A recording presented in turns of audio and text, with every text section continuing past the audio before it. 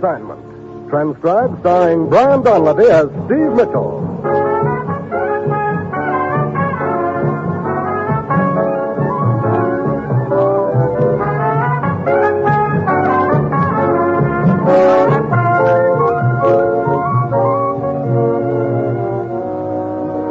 Yeah, danger is my assignment. I get sent to a lot of places I can't even pronounce. They all spell the same thing, though, trouble. But when I walk into the commissioner's office, I don't realize that I'm going to wind up catching a killer by playing parlor games.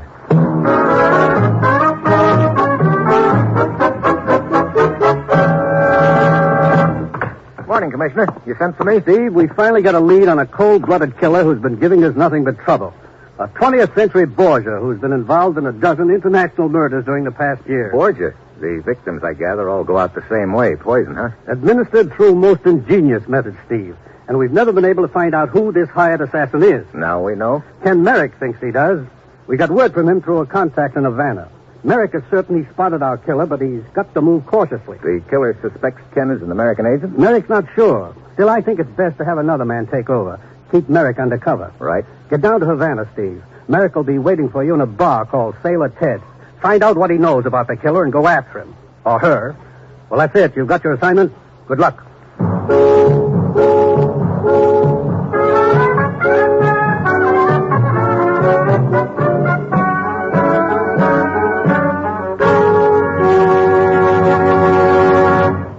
The National Broadcasting Company is presenting Dangerous Assignment, starring Brian Donlevy in the role of Steve Mitchell, colorful two-fisted government agent. At all those places of the world where danger and intrigue walk hand in hand, there you will find Steve Mitchell on another Dangerous Assignment. Magnificent musical entertainment is yours for the dialing every Monday evening on the NBC Radio Network. Yes, listen on most NBC stations to these great programs. The Railroad Hour with singing star Gordon MacRae and guest artists from Musicdom's Hall of Fame. The Voice of Firestone, featuring Howard Barlow and the Firestone Orchestra and Chorus in the melodies you enjoy hearing.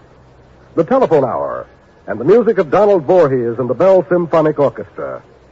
And then it's the Dinah Shore Show, NBC's new Monday night program special, starring America's favorite songbird, Miss Dinah Shore.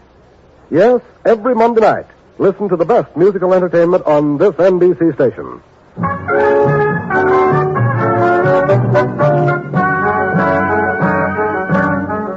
Sure, I've got my assignment. Get down to Havana, Cuba, and check with one of our agents there. He's got the information, we hope, that'll help us nail a hired assassin who's been a big headache to us for years. It's early Friday evening when my plane lands in a driving rainstorm. I mush on through the downpour to Sailor Ted's bar. There's a good crowd on hand, but I spot Ken Merrick right away. He seems to be having a big discussion with the bartender. I'm telling you, Sailor, you're wrong. Musial didn't bat clean up in that series. Oh, wait a minute. You sure of that? I'm positive. I went to every game. And if I remember correctly, Musial batted in the number 3 spot. Right, Kent? Huh? Yeah, that's right, mister. You see, Sailor? Scotch and soda for me, bartender. Right. Scotch. You see the series in 46, fella? So it's the Cat 15 in his third win. First southpaw in the history of the game to win 3 in a World Series. What a ball player that Bertine. What's the outlook this year? Yanks and Dodgers, so the Crystal Ball boys are saying. Something in the paper here about it. Oh, you just got in from the States, huh? You mind if I have a look? Yeah, help yourself. I'm through with it. Oh, thanks. Good to see you again, Steve. Put on a little weight, haven't you, Ken? It's a soft life, the gay, mad social world I'm in. Got real palsy-walsy with our Borgia friend. Tell me more. Better not talk here. It's not safe. Stick around. I'll get in touch with you. You can trust the sailor. He's okay. Well, I got a shove, fella. Thanks for the paper. Come on, Sailor. Come on, son. Here's your scotch, man. Thanks. Something wrong? He sure left in a hurry, didn't he? Yeah. I think he spotted someone outside through the doorway. What'd he say? Just to stick around, he'd get in touch. So that's it. You stick around.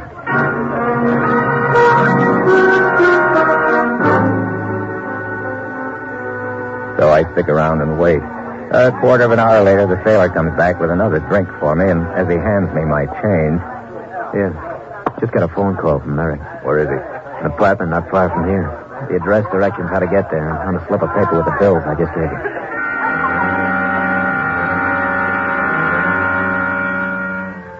It's still raining as I head for the address Sailor's given me, 37 Avenida Ruiz.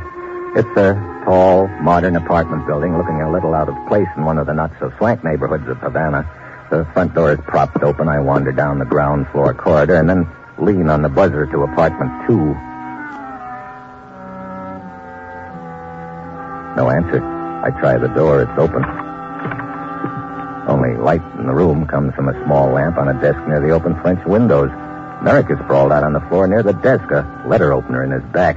Yeah, he's dead.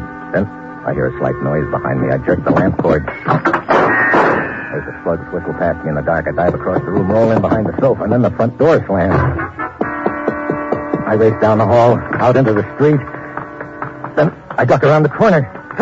Hey, why don't you watch? What are you doing here? Oh, I was wondering maybe you had trouble finding a place. I ran into trouble only when I got here. Somebody planted a letter opener in Merrick's back. Hey, what? Yeah, and that someone just pumped a couple of slugs at me and ducked out. You see anyone come this way? No, not a soul. You sure? Of course I am. Come on. All right. Killer could have gone the other way, you know. Slipped down the alley. Yeah. Hey, where's Josephine? Ain't she around? Should she be? Oh, sure. It's her apartment. Oh, that's right. You wouldn't know. Who is this Josefina? Runs a high-class perfume shop downtown. Real looker. She's been around. Merrick's girlfriend? Yeah, they were pretty chummy. But then she's pretty chummy with a lot of guys around town. Come on. Let's go inside and call the law.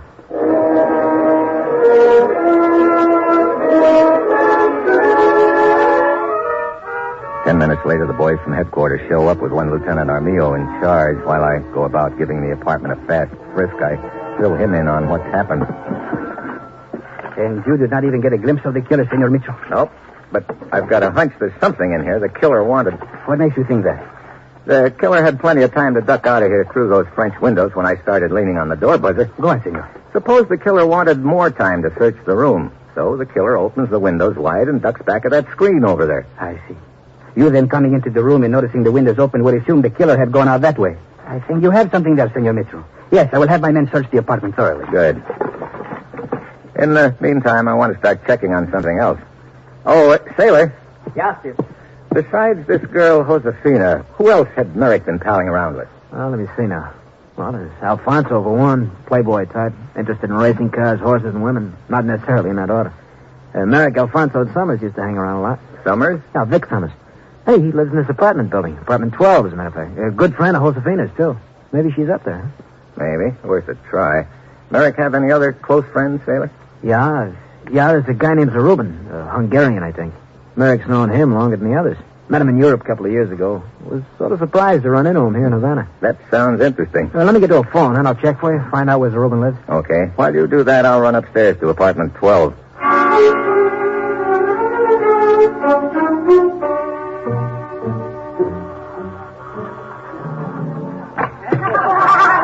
Well, hello. Hey, looks like I'm butting into something. Oh, not at all, my friend. Not at all. You come in, huh? Come on. I'm looking for Josefina. Is she here? No. But if you're a friend of hers, you're most welcome. Most welcome. You act like the host, are you? No. That's Vic over there at the piano. I am Alfonso. Here, let me take your things. And please to join our little party. Huh? Little? This place is bulging. They're friends of Vic. They arrived by boat less than 2 hours ago from Miami. I see. You said Josefina wasn't here? We are expecting her and Kenny. Merrick? Yes. You know him, too? Yeah. Good. In the meantime, I introduce you to the others, eh? Come along.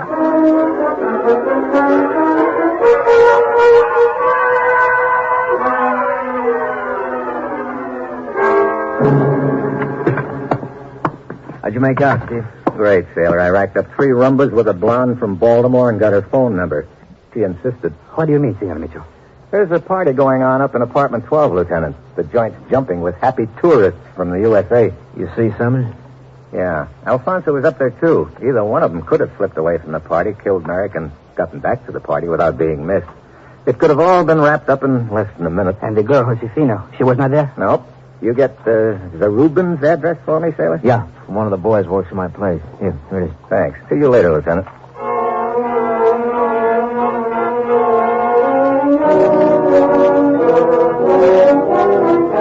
The address Sailor has given me turns out to be a small house in a quiet residential neighborhood. I walk up the driveway, past the garage, and up on the front porch.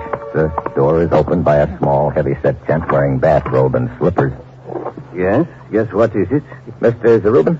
I'm Zarubin, yes. Steve Mitchell. Here are my credentials. Oh, I see.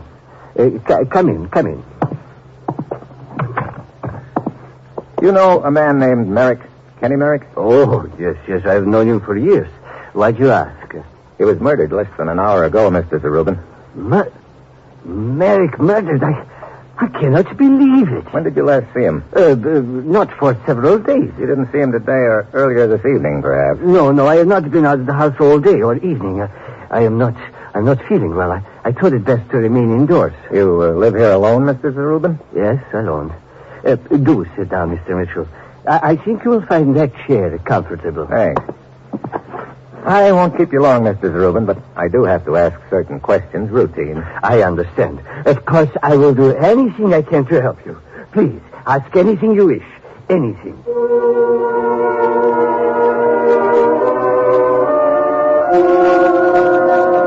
I spend the next few minutes questioning Zarubin, but he comes up with little information I can use. It's obvious he doesn't know, or at least makes out he doesn't know, that Merrick was an American agent. The interview finally over, I go back outside. Then I slip into the garage where a two-seater is parked. The car shows definite signs of having been out in the rain, and the motor is still warm, and that doesn't fit in at all with Zarubin's story. I start to turn around when something crashes down along the side of my head, and I stagger against the wall. A shelf loaded with bottles and cans comes toppling down, spills all over the floor, and I get a strong whiff of gasoline. Before I can shake the cobwebs out of my brain, there's an explosion. A wall of flame shoots up in front of me. I finally get to my feet, stagger through the smoke to the door, and then I hear the bolt slam shut from outside. I'm trapped. The place is going up like a matchbox.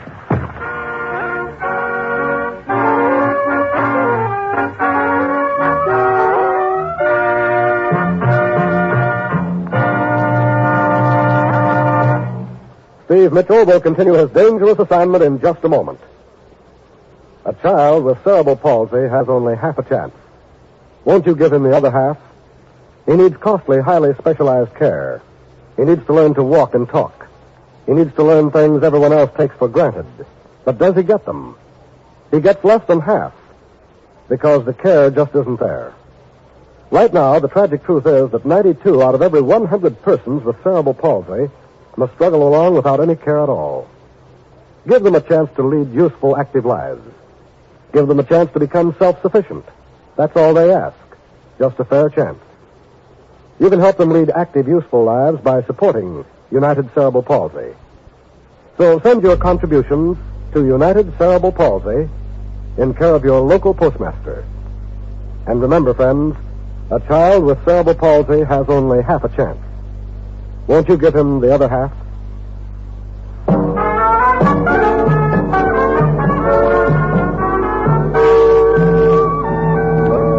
Now back to Dangerous Assignment and Brian Donlevy as Steve Mitchell.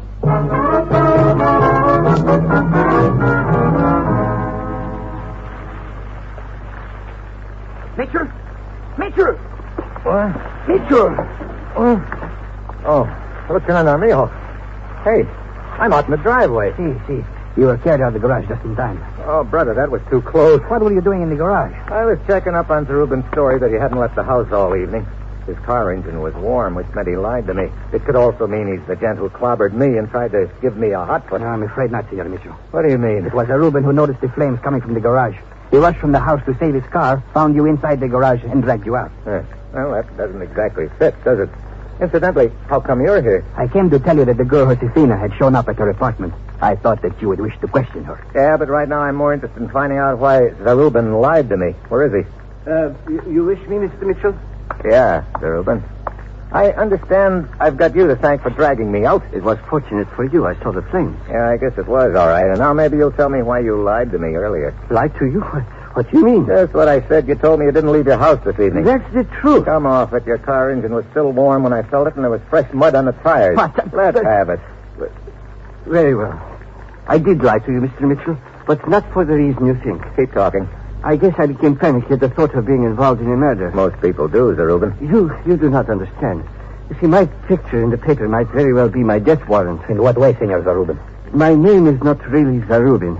I am Gregor Ziminov, a political refugee. I barely escaped from Eastern Europe with my life.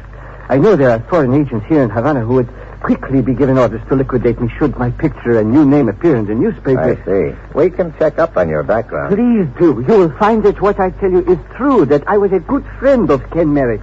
Well, Lieutenant, I guess our next lead is Josefina, let's get back to the apartment house and have a talk with her.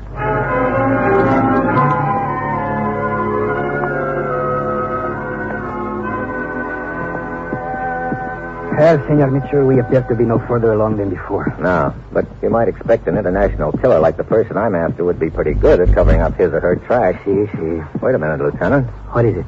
Something I said just gave me an idea. Oh? Maybe the reason the killer was still inside the apartment when I arrived was because he had to leave by the same way he came in, the front door. And I was blocking the way. But why would he have to leave by the front door if the French door was open? Because... Oh, Well... here I am, Honey Blossom, behind the drape. Yeah, so I see. A friend of yours, no doubt. I told you I met a blonde from Baltimore at that party upstairs, Lieutenant. Well, this is it.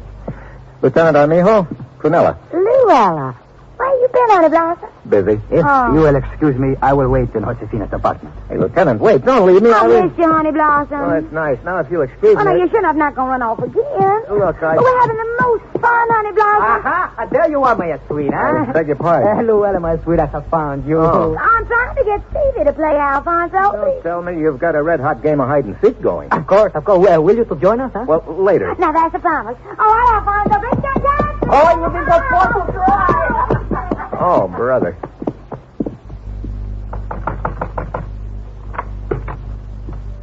Ah, Senor Mitchell, you have given your admirer the shade. Temporarily. This is Senorita Josefina, Senor Steve Mitchell. Senor Mitchell, Senorita? I wish you to know how shocked I was to hear that Ken Merrick had been murdered. Yeah. And right here in my own apartment, I told him to make himself at home as I worked late. Do you have any idea who could have done it? I'm coming to that. Lieutenant, I started to tell you my new idea. Here it is. Suppose the killer has just finished stabbing Merrick when I ring the doorbell. He opens the French windows but can't leave through them. Why not? Take a look through them. The ground's all muddy. He'd leave footprints and he'd get mud on his shoes. He could destroy the shoes. And walk around barefoot. Well, of course not. He could go home and get another pair. What if he couldn't go home? Why not? Because his home was swarming with cops. Wait. You mean this apartment? Yeah. Suppose this apartment was where the killer lived. Just a minute. This is crazy talk. I did not kill Ken Merrick. I was at the shop all evening. You've got to admit that my theory makes a lot of sense, Josefina. I don't care what your theory is. It does not apply to me. Why not? If I had gotten my feet muddy, I could have gone to my shop and changed shoes. I keep several pair there. Oh, great. Another lead up in smoke. So right now I'm fresh out of suspects. Then Lieutenant Armijo reports a discovery. A gun has been found outside, Senor Mitchell. Perhaps the one the killer fired at you. Come. We go outside to take a look. The gun's in the mud beside the building, right under the window at the end of the corridor. I go back in to the window, but it's locked. I raise it. Armijo looks in at me. Well? I don't think it was tossed from here. The killer was in a hurry. He wouldn't have stopped to close and lock the window afterwards. Senor Mitchell, wait. Up above. The window at the end of the second floor corridor. Looks to be partly open. I run upstairs for a look, and a pair of arms shoot around me from a doorway. Woo! Why, now look, Luella. Oh, come on, Stevie, you got to play. Alfonso's so good at finding me, and I can't even find him. Come on. For the last time, What's that, Honey Blossom? Nothing. Okay, Luella. I'll play. Well, Daddy. You hide first. I'll give you 10.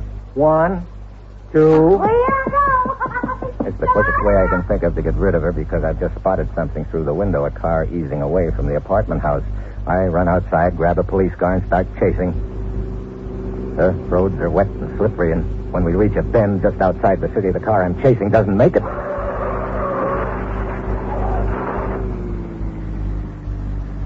I park and run down off the road toward the wreckage, but suddenly a guy lurches out of the bushes with a gun. Hey, stop, Mitchell. Well, hello, Alfonso. You must have been thrown clear, huh? Yes. I believe one of my arms is broken, but not the one holding the gun, I assure you. So you're the international killer Ken Merrick was tracking, huh? It turns out I made a mistake tossing the gun out the window, but I did not wish to take it back to the party with me. I started the game of hide and seek to give me an opportunity to recover the gun, but the police beat me to it. When I realized the gun was tossed from the second floor, that narrowed it down to Summers and you, and that meant it had to be you because Summers lived on the second floor. He could have changed shoes if he'd gotten them muddy, but you were just a guest. You couldn't afford to get your shoes muddy. That's why you couldn't leave by the French window, huh? Brilliant deductions, Mitchell, but too late. Come, you will drive me away from here. Wait a moment. Car coming. Yes. Very well. You will stand here very quietly and not attempt to flag it down. When it has passed, stop. It sure is. Get back. Too late. I'll take that gun. Thanks. Oh, headlights, they blinded. Yeah, look like I got a big assist from somebody. Honey, honey blossom. Well, what do you know, Luella? Well, it's sure hard enough to find. Look how far you drive away. Well, Alfonso, looks like your own game beat you. Luella, you sure are persistent. Honey blossom, when I play hide and seek, I go all out. You just ain't whistling Dixie, Honey Blossom. But I can.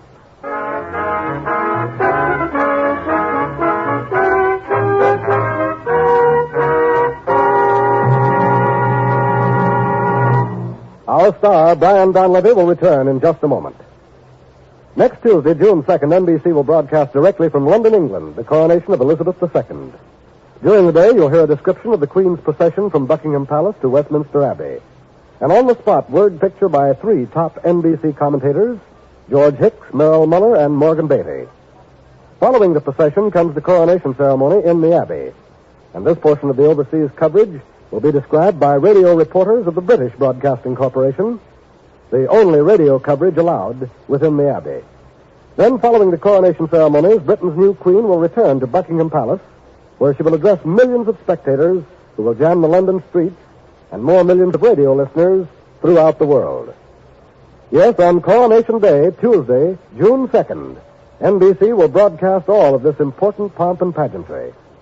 So be sure to hear it all by keeping your radio dial set to this station on the NBC Radio Network.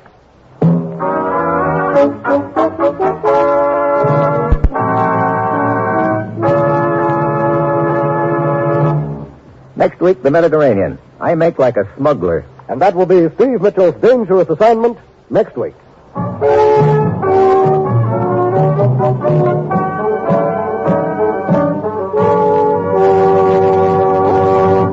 Featured in tonight's cast were Paul Duboff, Tony Barrett, Herb Ellis, Betty Lou Gerson, and Julie Bennett. This is John Storm speaking.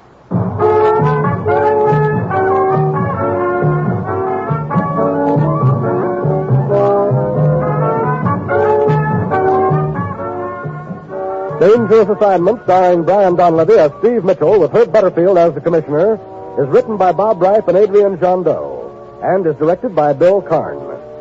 Be with us again next week at this time when Brian Donlevy, starring in the role of Steve Mitchell, will embark on another transcribed Dangerous Assignment.